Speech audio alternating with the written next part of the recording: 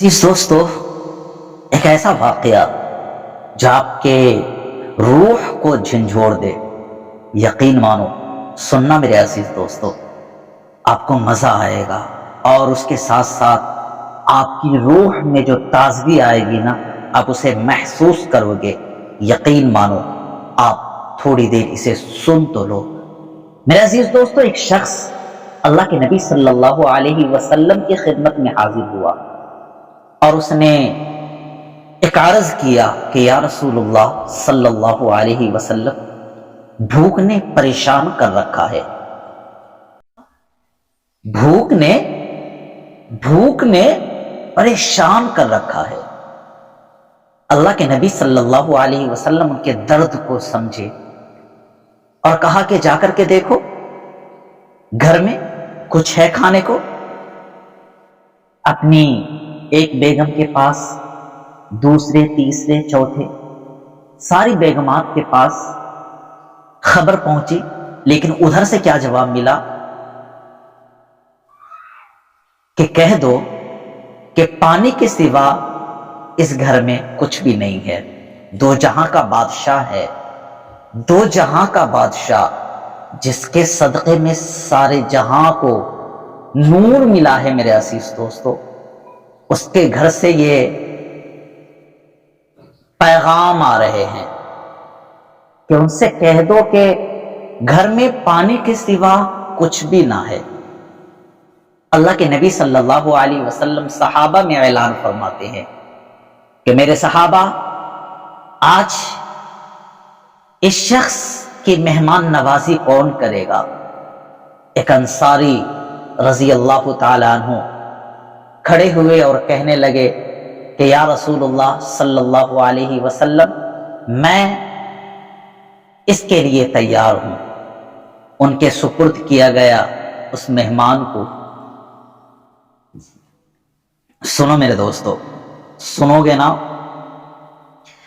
आपको पता चलेगा कि हकीकत में इस्लाम है क्या। जिस तरीके से आज लोग इस्लाम को बदनाम करने के लिए न जाने कैसे कैसे प्रोपेगंडा चला रहे हैं, कैसे कैसे इस्लाम को बदनाम करने के लिए, कभी आतंकवाद बनाने के लिए, कभी इस्लाम तलवार के जोर पर फैला, ये बताने के लिए, समझाने के लिए, आम करने के लिए।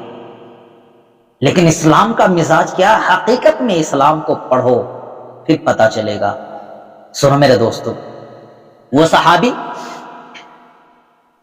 अपने घर जाते हैं और अपने घर अपनी बेगम से पूछते हैं कि घर में खाने के लिए कुछ है। तो बेगम से जवाब आता है कि हाँ कुछ है, लेकिन इतना है कि बच्चों के लिए काफी हो सकता है। तो उस सहाबी ने कहा कि ऐसा करो, आज बच्चों को भूखे सुला दो। गौर करो मेरे दोस्तों, वो सहाबी कह रहे हैं कि ऐसा करो कि आज बच्चों को भूखे सुला दो। बहला करके, फुसला करके, जो भी तरीका, जो भी हीला अपनाओ, लेकिन उसे आज भूखे सुला दो। फिर मैं मेहमान को लेकर आऊंगा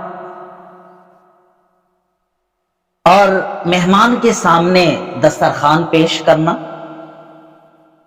उसके सामने खाने रख देना, और ये जो बत्ती है ना, जिसे चिराग कहते हैं, उस चिराग को ठीक करने के बहाने से उसे बुझा देना और ऐसा जाहिर करना कि मेहमान को लगे कि हम खा रहे हैं। मेरे अजीज दोस्तों सुनो, ठीक ऐसा ही हुआ, ऐसा ही हुआ। वो सहाबी जो हैं उस मेहमान को लेकर आते हैं, दस्तरखान पर दोनों बैठते हैं। फिर वो चिराग को ठीक करने के बहाने से बुझा दिया जाता है, अंधेरा होता है। फिर कहा जाता है कि बिस्मिल्लाह शुरू करें। वो मेहमान खाना शुरू करता है, ये भी अपने मुंह को हिला रहा है आवाज से। تاکہ مہمان کو محسوس نہ ہو کہ میں اکیلا کھا رہا ہوں، وہ نہیں کھا رہا ہے۔ اس کے بعد جب مہمان کھا چکے، فارغ ہو چکے، وہ صحابی اس کا انتظام کر دیا۔ صبح ہوئی، اللہ کے نبی صلی اللہ علیہ وسلم کی خدمت میں یہ صحابی جو ہیں حاضر ہوئے۔ اللہ کے نبی صلی اللہ علیہ وسلم نے خوشخبری سنا کہ آج جو تم نے مہمان نوازی کی ہے، اللہ کو یہ ادا بہت پسند، اتنا زیادہ پسند میرے عزیز دوستو کہ قرآن کریم کا ایک حصہ بنا دیا گیا، وَيُؤْثِرُونَ عَلَىٰ أَنفُسِهِمْ وَلَوْ كَانَ بِهِمْ خَصَاصَةٌ۔ اللہ تبارک و تعالیٰ نے کیا کہا؟ اور اپنے سے مقدم رکھتے ہیں۔ کون فرما رہا ہے؟ اللہ تبارک و تعالیٰ، اگرچہ ان پر فاقہ ہو۔ یہ ہے انسانیت کی پہچان، انسانیت اسے کہتے ہیں۔